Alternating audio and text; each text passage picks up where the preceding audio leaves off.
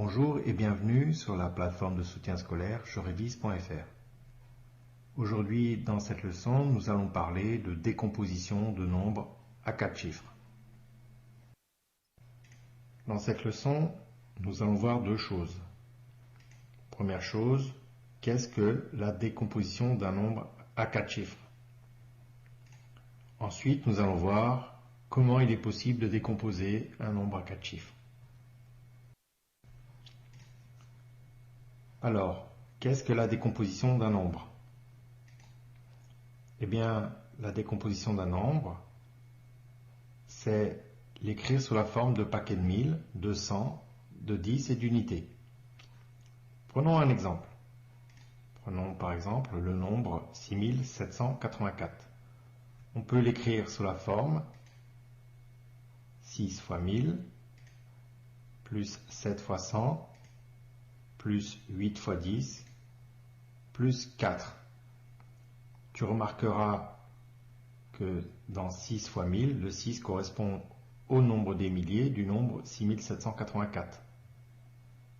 Le chiffre 7 de 7 fois 100 correspond au chiffre 7 de 6784, c'est le nombre des centaines. Dans 8 fois 10, le chiffre 8 correspond au chiffre 8 de 6784, c'est le nombre des dizaines. Enfin, le chiffre 4 correspond au chiffre 4 des unités du nombre 6784. Alors, revenons à nos paquets. On peut voir que 6 fois 1000, c'est 6 paquets de 1000. On peut voir aussi que 7 fois 100, c'est 7 paquets de 100. De la même façon, 8 fois 10, c'est 8 paquets de 10. Et enfin, le 4, c'est le nombre d'unités. Nous avons décomposé notre nombre en paquets de 1000, 6 paquets de 1000, en paquets de 100, 7 paquets de 100, en paquets de 10, 8 paquets de 10, et en paquets de 4 unités. Alors, comment faire pour décomposer simplement un nombre à 4 chiffres? Eh bien, nous allons utiliser ce que l'on appelle un tableau de numération. Alors, un tableau de numération, ça ressemble à ça. Il suffit d'y mettre les chiffres du nombre que tu cherches à décomposer. Prenons par exemple le nombre 6784. Alors nous avons dit que nous cherchons le nombre de paquets de 1000, le nombre de paquets de 100, le nombre de paquets de 10, ainsi que les unités. Alors comment faire? Eh bien, mettons dans notre tableau le nombre 6784.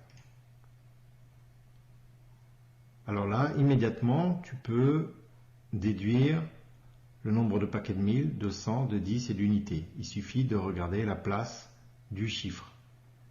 Par exemple, ici, immédiatement, tu vois que le nombre de paquets de milliers est donné par le chiffre 6. Immédiatement, tu vois que le nombre de paquets de 100 est donné par le nombre de centaines, c'est donc le chiffre 7.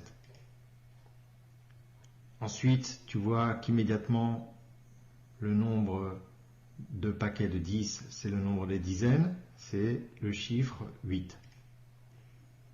Et pour finir, le chiffre des unités, c'est toujours le chiffre le plus à droite du nombre. Donc ici, pour 6784, c'est le chiffre 4.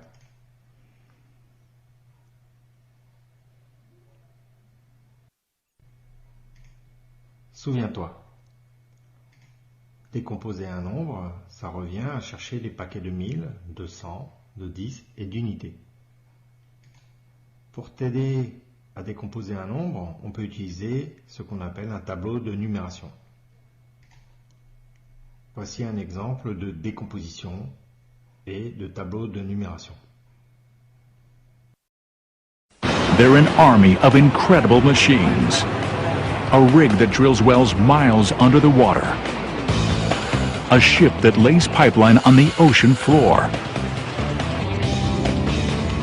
and an immense gas processing platform designed to float in the stormy Gulf of Mexico. All part of a daring plan, a network of natural gas wells and pipelines in the deepest water yet, 9,000 feet down. And hurricane season is on the way. For this team of mega movers, it's go time.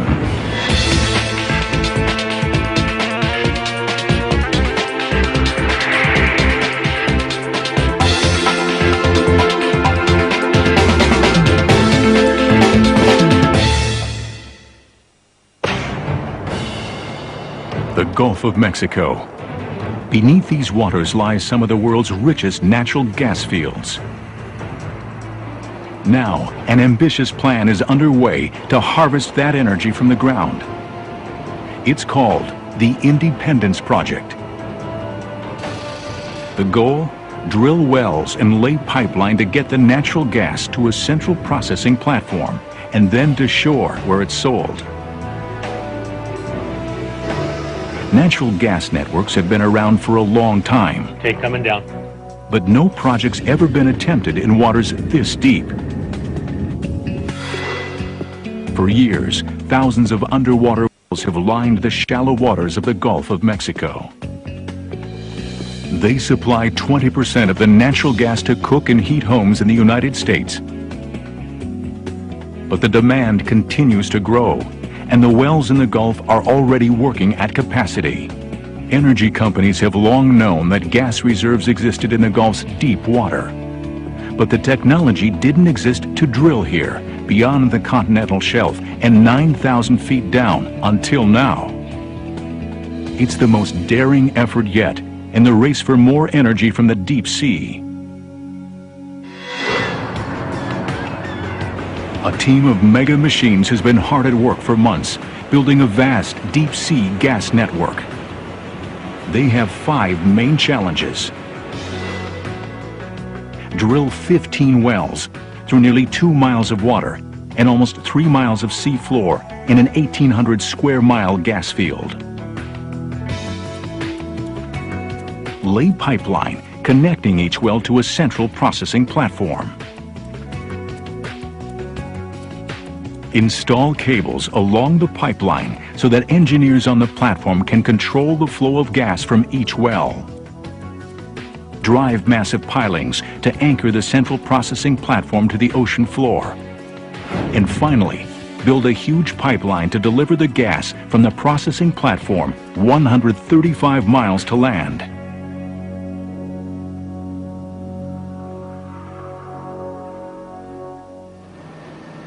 Construction on the processing platform is underway here in Ingleside, Texas. Once it's installed in the open ocean, this platform will be the hub of the network, purifying the natural gas and sending it back to shore.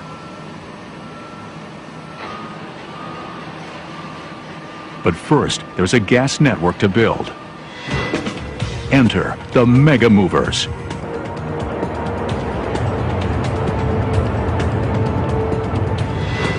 The Deepwater Millennium will tackle the first job, drilling the wells.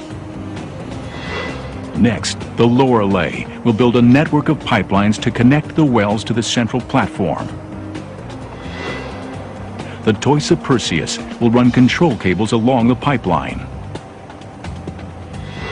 And only one ship can tackle the next step, building the monster pipeline to the shoreline. The Solitaire. Installing the huge anchor pilings is the job of the Boulder. Meanwhile, another team of mega machines constructs the massive gas processing platform. The platform is as big as a city block.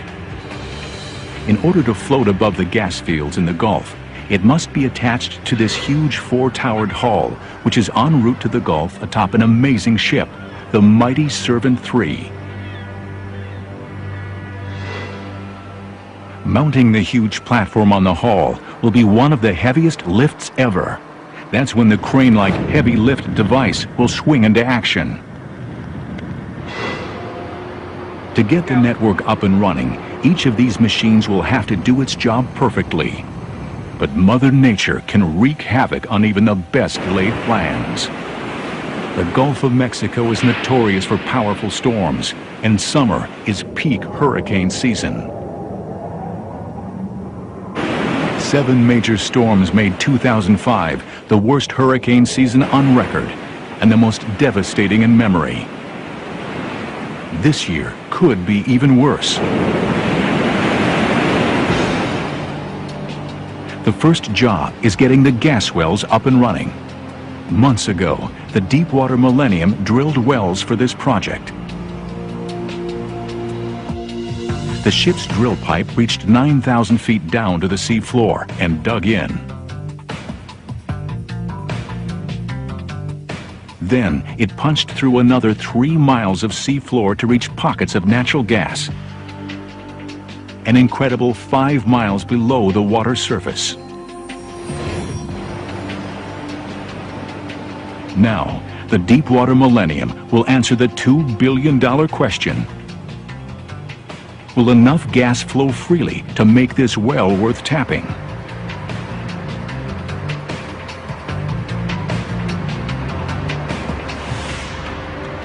To test the gas flow, the ship must gently lower this delicate column of valves and sensors to the bottom of the well. The Millennium is perfectly designed for the job. She's a drill ship. At 726 feet, she stretches longer than 2 football fields. A huge tower on her deck called a derrick will lift the column and lower it into the water through a hole in the middle of the ship. The column will descend to the well through this pipe, almost 9,000 feet of steel tubing that stretches from the ocean surface all the way to the top of the well. Once the testing equipment is installed in the well, engineers on the ship can determine if natural gas is flowing freely. The Millennium's crew prepares to lower the testing column into the well pipe. You might be able to bump it out some more, Jason. It takes a delicate touch. Is it all the way up? If the column smacks into anything, it could damage the critical seals that keep gas in and water out. Watch your fingers, Harley. There's a bunch of places you can get bit. The crew lines up the column at the top of the well pipe and begins to lower it. I got buttons there. Oh! But suddenly, it stops descending. A jammed column could mean costly delays. If we change that assembly out, then you're probably looking at 10 to 12 hours. Get ready to tell him to stop. If we start stroking his lock man, I want him to stop. Stop! Stop! The crew examines the column to figure out what's gone wrong. It refuses to budge. They try to gently wiggle the test column. That's it. Look, what you gotta do is you gotta push it that way. Starting now. You wanna watch this lock mandrel? There it goes. We got it. That does the trick. Alright, that's good. And the column finally slides into place. There it goes. You wanna verify that in the book? It'll take 2 days for the testing equipment to reach its destination. Open it up! 2 days before the crew can answer the critical question: will a well drilled in the deepest water yet actually work? The Deepwater Millennium hovers above a gas well in the Gulf of Mexico. After several setbacks and delays, the crew gets the sign they've been waiting for. The testing equipment has reached the well, 9,000 feet down. It's time to see if this well can produce for the Deep Sea Independence Project. With the touch of a computer screen, engineers open the valves deep inside the well, and gas begins to flow. The crew monitors every sensor and valve. The test is a success. Gas is flowing freely from the well. The Millennium has successfully gotten 15 wells up and running. Now, it's time for step 2 of the Independence Project. laying the pipeline that will connect each well to the processing platform. It'll take a vast network of pipes laid precisely on the sea floor. Now, a new mega mover takes charge. The All-Seas Lorelei is a pipeline building pro. At 600 feet, she's longer than the Washington Monument is tall. A massive pipe manufacturing facility fills nearly 2/3 of her hull. Off her stern, a 200-foot guide called a stinger lowers the pipeline to the sea floor. Creating the network of pipelines is like building a city sewer system nearly 2 miles below the ocean surface. The Lorelei's biggest challenge is laying each of the pipelines on their predefined pathways. Deviate even a few inches and it will be a massive tangle of steel. The Lorelei has just a few months to complete the pipelines before the gas processing platform arrives. And summer is prime time for hurricanes. She's got to lay this pipe before bad weather catches up to her. Below her decks is a massive hold with over 22,000 pounds of steel pipes. The pipes can't be welded at the bottom of the ocean. That happens here in a high-tech assembly process called the firing line. Massive elevators lift 40-foot sections from the hold and slide them into the firing line.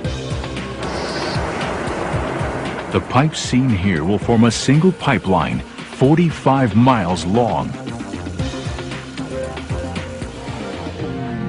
Amazingly, even steel pipe over an inch thick bends like a garden hose under its own weight. 12,000 feet, over 2 miles of pipe are suspended between the ship and the sea floor in a giant curve. The Lorelei will work around the clock to spit out up to 3 miles of pipeline every day, making her one of the fastest pipe-laying vessels in the world. With the wells and pipeline construction underway, it's time for step 3 in the Independence Project. Laying the cables that will control each well's gas flow. It's a job for the Toisa Perseus. She's one of the only vessels that can install these cables in such deep water. Her huge reels hold miles of the thick cables. And her aft deck is bigger than 3 basketball courts. It needs to be. That's where the Perseus carries its giant cable connectors. The crew places a connector next to each well, and then runs the cable along the pipeline all the way back to the processing hub. These cables are an essential part of the network. By supplying the electronic and hydraulic power to open and close the well's valves, they'll allow an engineer on the processing platform to control the flow of gas from a well as much as 45 miles away.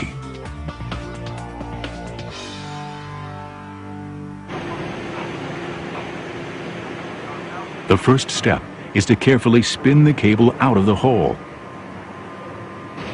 Below deck, this massive reel holds the longest control cable of the project. 13 miles long, weighing 1,200 tons, the weight of 700 automobiles.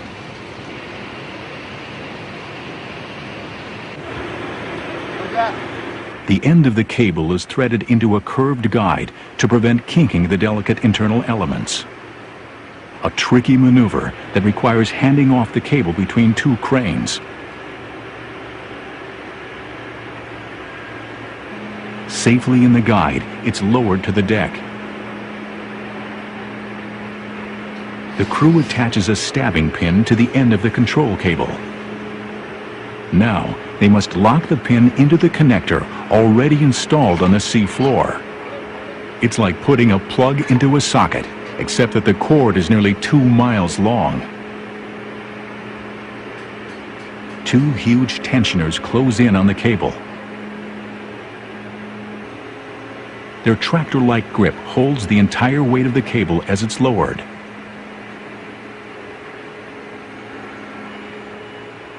It's a straight shot through a hole in the middle of the ship, 9,000 feet down.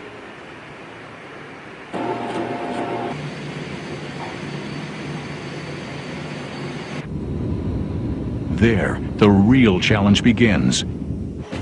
Plugging the pin into the bucket-sized socket. Once the cable is in the water, there's no turning back. Okay, coming down. Okay, coming down. After a 4-hour journey, the moment of truth is at hand. The stab point for us. The cable lowers to the sea floor, a dozen feet from the connector. ROVs, remotely operated vehicles, are the engineers' eyes and hands on the sea floor. They're launched from the ship at the start of every underwater operation. Without them, engineers can't plug in the control cable. Stuart, do you happen to see that mud mat in front of you there? The crew steers the Toisa Perseus and the plug dangling far below, closer to the metal structure.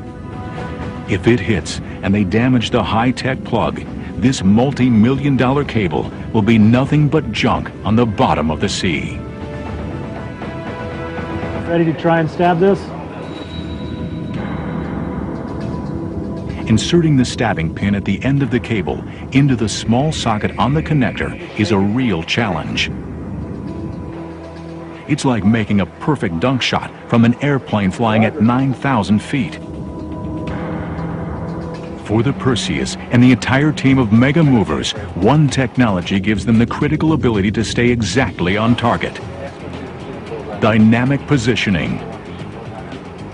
Computers measure every factor affecting the ship's position and control the engines to hover in one spot, move forward or backward, or even sideways.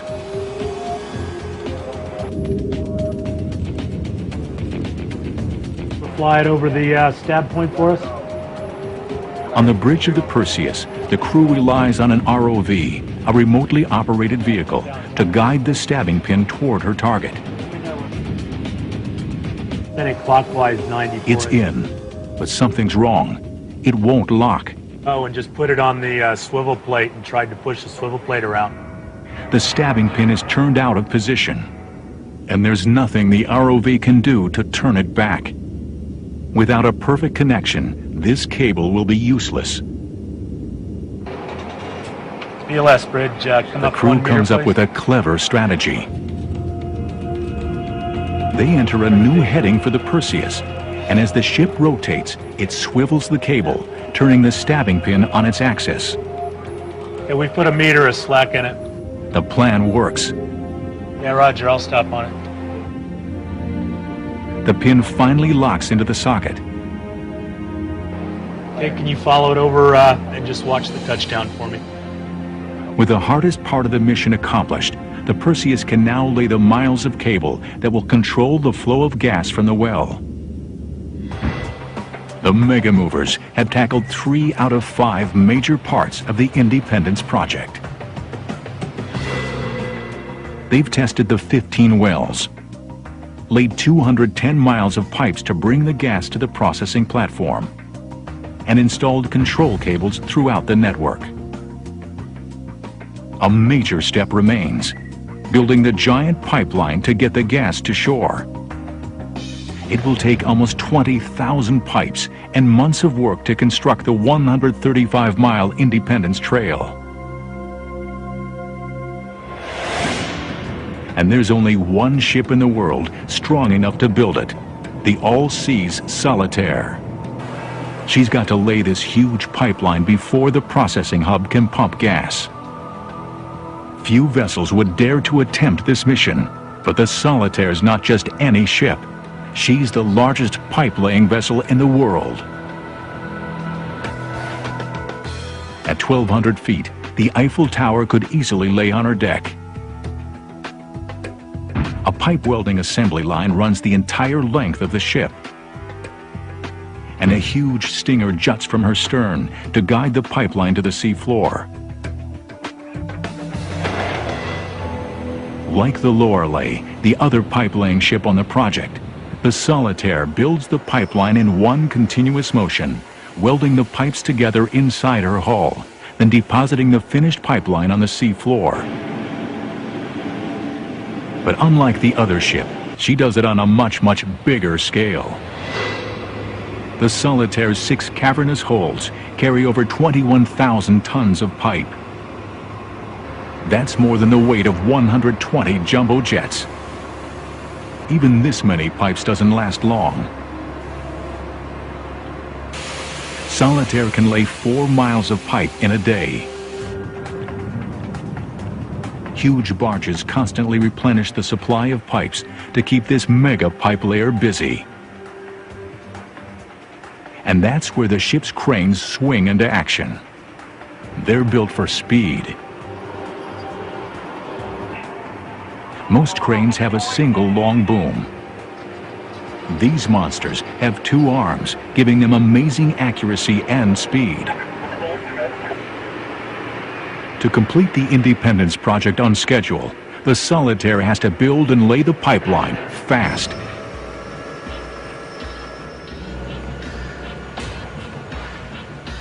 First, the crew mills the pipe's ends to provide a smooth, clean surface. Then, the pipe is welded together at 8 welding stations. Each weld adds more strength to the joint. A special drone even welds the seam inside the huge pipe.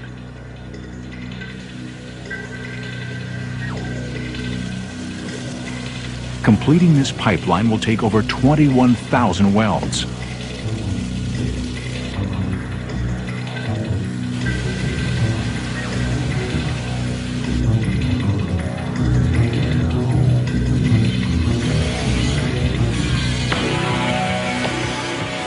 When every station is ready, a bell rings, and the pipe seems to move out the back of the ship and into the sea. But that's not what really happens. Miles of pipe on the sea floor connect directly to the ship like a massive anchor. Huge tensioners like tractor treads squeeze the pipe to hold it or let it out. When the pipe moves through the firing line and then into the sea, it's really the ship that creeps forward on the new pipeline growing in her belly.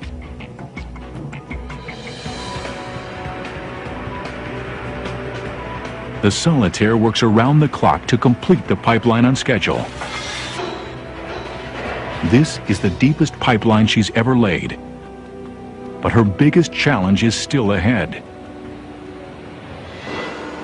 Installing a massive T-assembly, a connector that will allow future pipelines to link to the Independence Trail. Welding the large spigot-shaped T into the pipeline shouldn't be hard. The difficulty will come in trying to push the bulky structure out of an assembly line designed for pipes. The crew has a plan, but it's risky. 135 miles away on the Texas coast, work reaches a fever pitch on the final part of the project, the Independence Hub.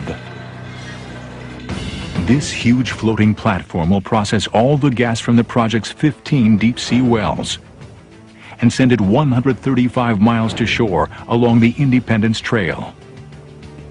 Soon, this megastructure will be towed out to the gas field, but first they have to finish building it.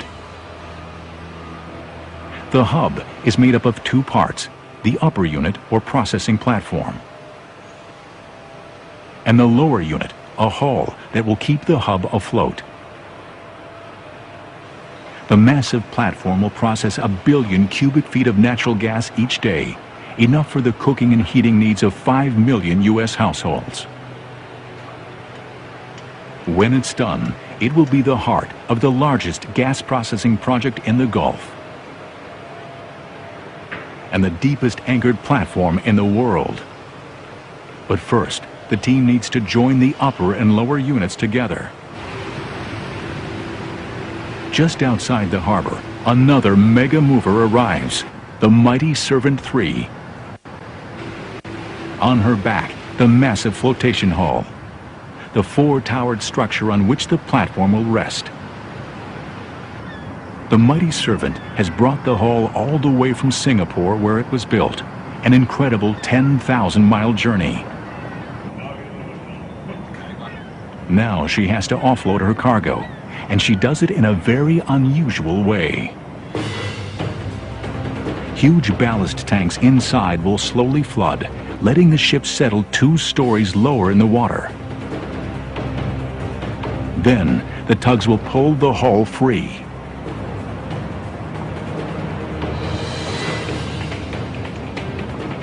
It's a simple but dangerous process. Both the ship and its cargo can quickly become unstable. And the huge towers of the hull can catch the wind like sails. In a strong gust, the hull could sway, crushing anything in its path. Conditions have to be perfect, but today, that's not what Mother Nature has in mind.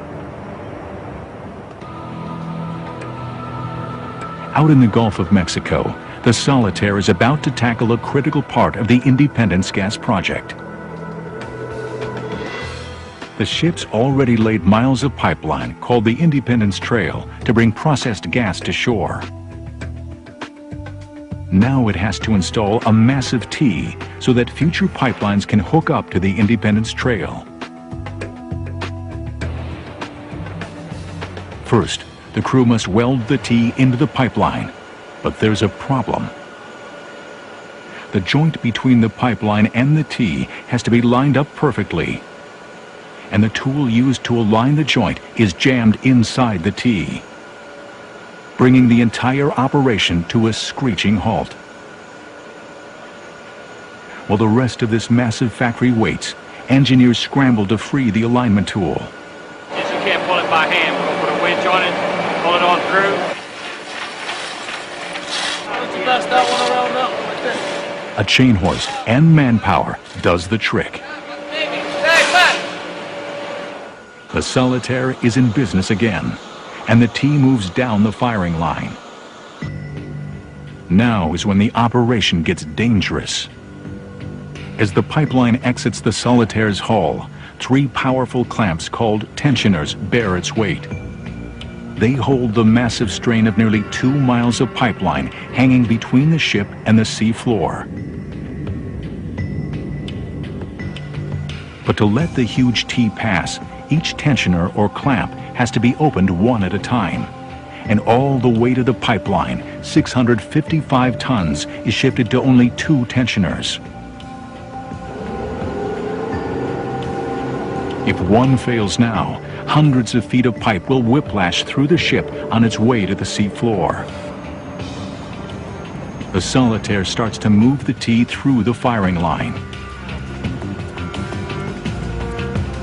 The first of 3 tensioners opens. All eyes watch as the T inches forward.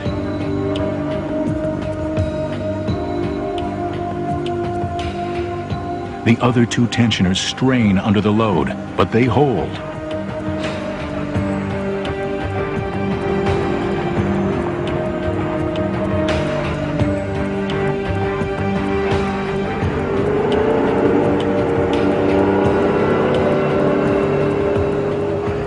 Twice more, 1 tensioner opens, and the entire strain of the pipeline is held by the other 2. Finally, the T is on the other side of the tensioners on its way to the sea floor. It's a major success for the Solitaire, bringing the ship one step closer to building the pipeline on schedule. On the Texas coast, the huge gas processing platform and the hull that will float it must be joined together. But first, the team has to get the hull off this ship, the mighty Servant 3. This mega cargo ship offloads by sinking, letting her cargo float. For the last few hours, a strong breeze has made it too dangerous to move the hull, but finally, the wind has died down. Now the tricky business of sinking the mighty Servant 3 begins. The hull's massive towers jut up like 4 huge sails. Every time the wind kicks up, the massive structure strains against the mooring lines with tons of force.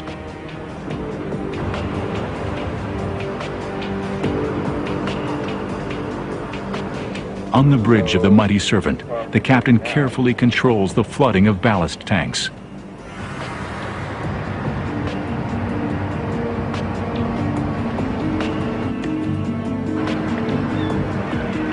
Over the next 10 hours, his ship slowly sinks into the harbor.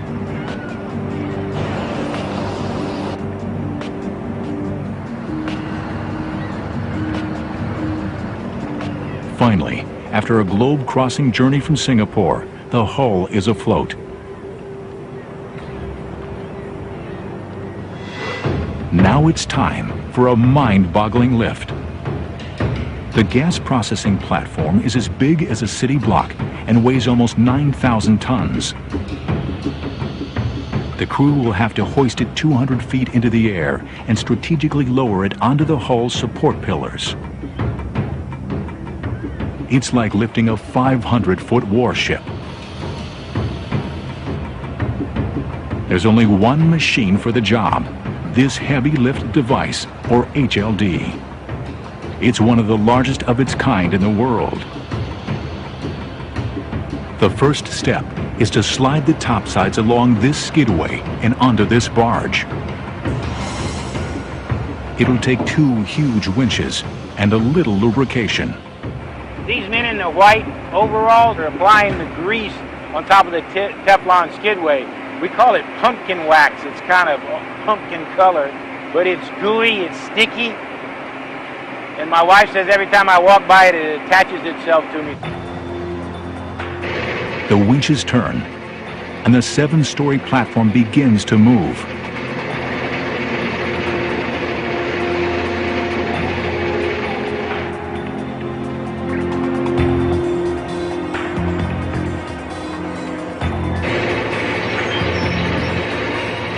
At the water's edge, the process gets trickier. Water in the barge's ballast tanks has to be carefully adjusted to accept the massive weight.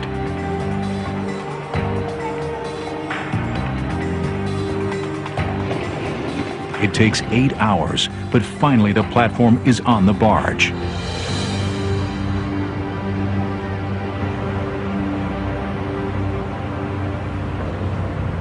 Tugboats wrestle the platform into position underneath the HLD.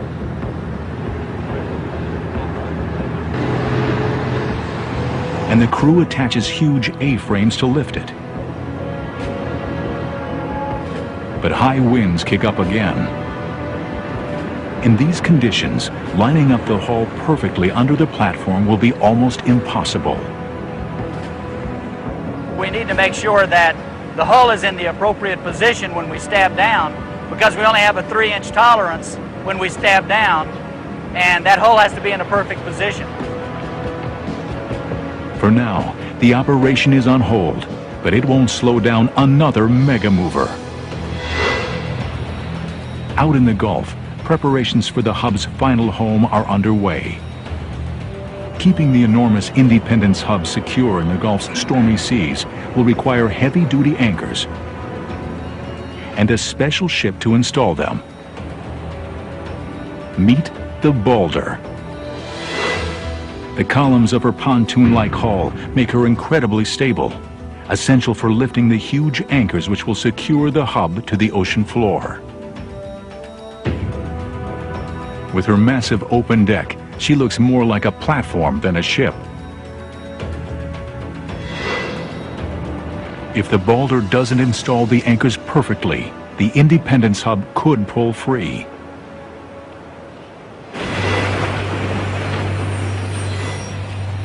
That's what happened to this hub. Thunder Horse was the biggest hub in the Gulf until Hurricane Dennis ripped it from its moorings. To make sure this doesn't happen to the Independence hub, engineers are installing 12 permanent anchors called suction pilings. A 2.5-mile long cable will connect each piling to the floating hub. The Balder's challenge? Place each piling at exactly the right spot and perfectly level nearly 2 miles down. If she succeeds, these will be the deepest pilings ever installed. She'll need her cranes, some of the most powerful afloat, to pull it off. Together they can lift 7,000 tons. But it's not just about brute strength. It's also about precision. The Balder's 7 engines help keep the ship right on target. And staying in position is the name of the game, especially when you're installing pilings this big. Each weighs over 200 tons, as much as 5 tractor-trailer rigs. They're each 88 feet long and 18 feet in diameter. Securing them is a process that takes perfect coordination of the cranes, the engines, the winch, the remotely operated vehicle, and the crew on deck. Barges bring the pilings to the ship. Cranes lift them on board and set them down very gently. The crew attaches a harness and chains for the lift.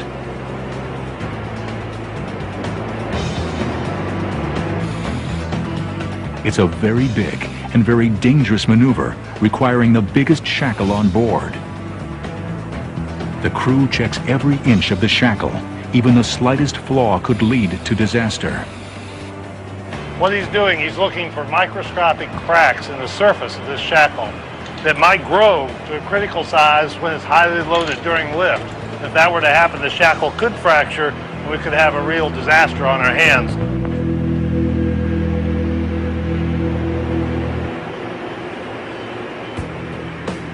The 2 cranes lift the piling to turn it on end. It goes without a hitch, and the piling lowers over the side of the Balder. On the bridge, the crew monitors every movement. If the Balder isn't level, or if she begins rocking, the huge piling could become a wrecking ball, crashing into the deck or punching a hole in the ship. With all that weight over one side of the ship, you'd think it could tip over. But back on the bridge, the crew controls ballast tanks in the Balder's hull to counteract the weight. The piling lowers into the sea.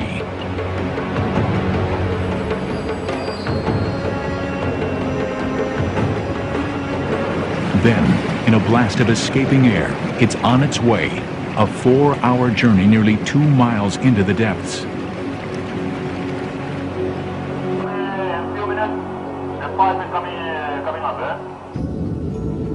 The huge anchor has to be placed within a hair's breadth of a buoy set on the ocean floor and set at the right angle.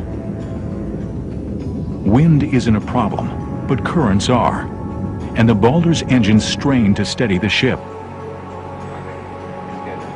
If the piling isn't installed perfectly, the massive tension of a 2.5-mile mooring line could rip it apart.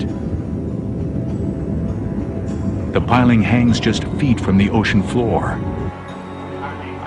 What the crew must do now is truly incredible.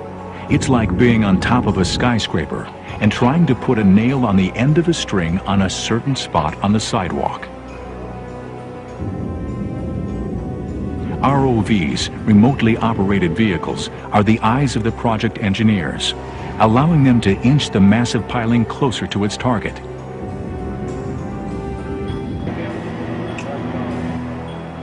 The crew will have to get it just right if the pilings are to be ready when the Independence hub arrives.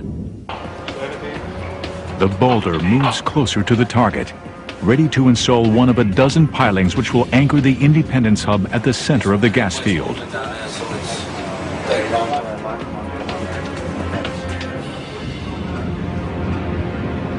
They go for it. The 200-ton piling stabs into the sea floor. Does anybody have a visual on draft readings? The piling's weight drives it an incredible 45 feet down.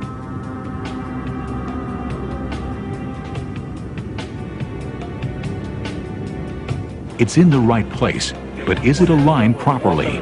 Orientation is very good. Probably about the best we've achieved thus far. Very good. Tightest one we've had.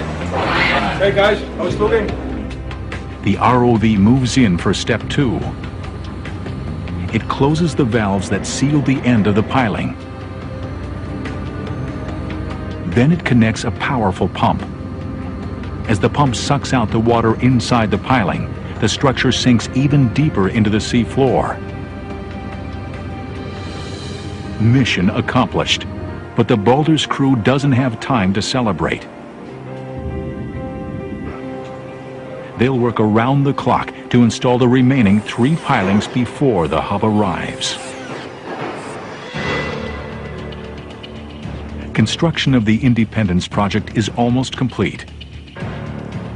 The 15 wells, 220 miles of pipeline, 120 miles of control cables, and 12 mooring pilings are nearly ready for the Independence hub's arrival.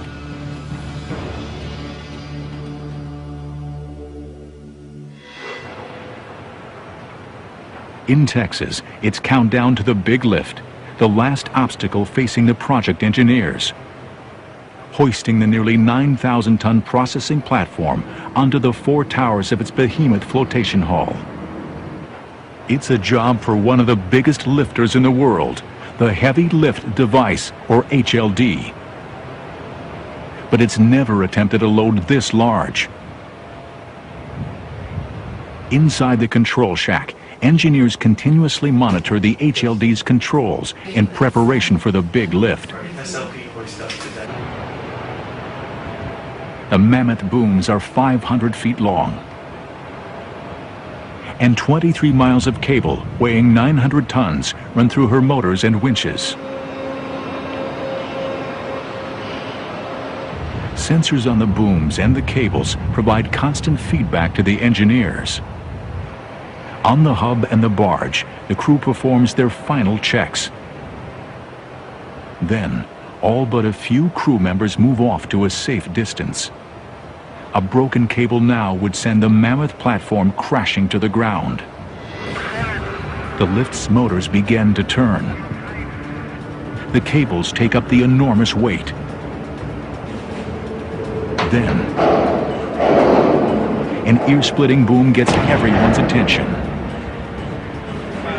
A fitting for the A-frame has adjusted under the strain. The lift continues. Cables strain as the HLD takes the full weight of the platform. Then, suddenly, one side is free. In the control room, every sensor is double-checked. The motors and winches turn, and the nearly 9,000-ton platform hangs free.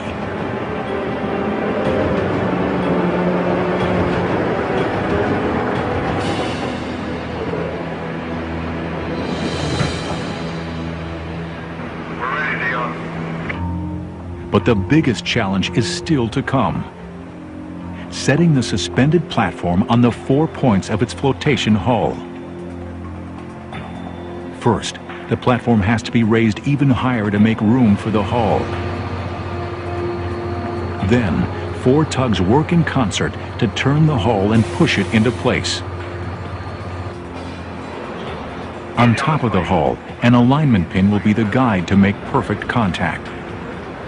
The hull has to be positioned precisely for the pin to fit inside a 24-inch diameter guide. 10 feet height from the guide to the... Now, it's up to the team leader to thread this needle and mate the platform to the hull. When yours line up, if you get there.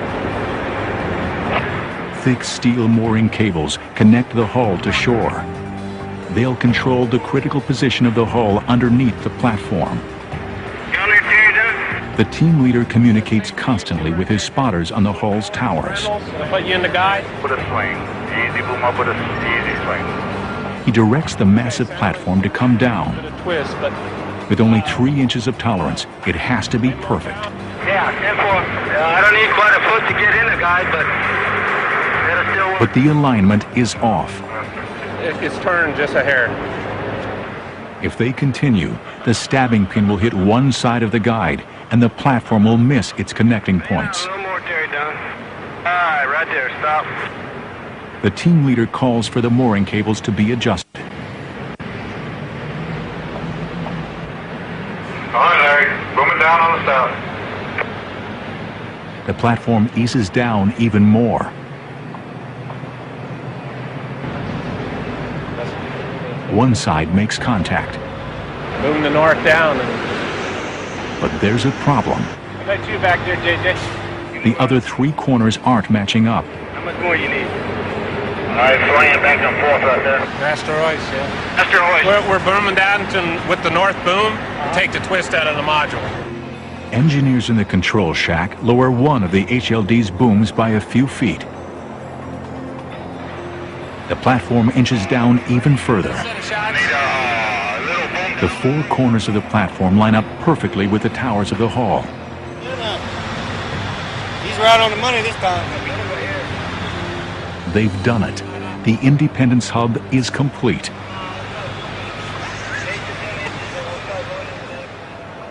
It's a landmark moment in the most ambitious deep-sea construction project ever attempted. Soon, the team will tow the hub into the Gulf and link it to the vast network of wells, pipes, and cables. It's the jewel in the crown of the world's deepest natural gas network. Within a year, the Independence Hub will deliver 1 billion cubic feet of gas each day, thanks to a team of amazing mega machines.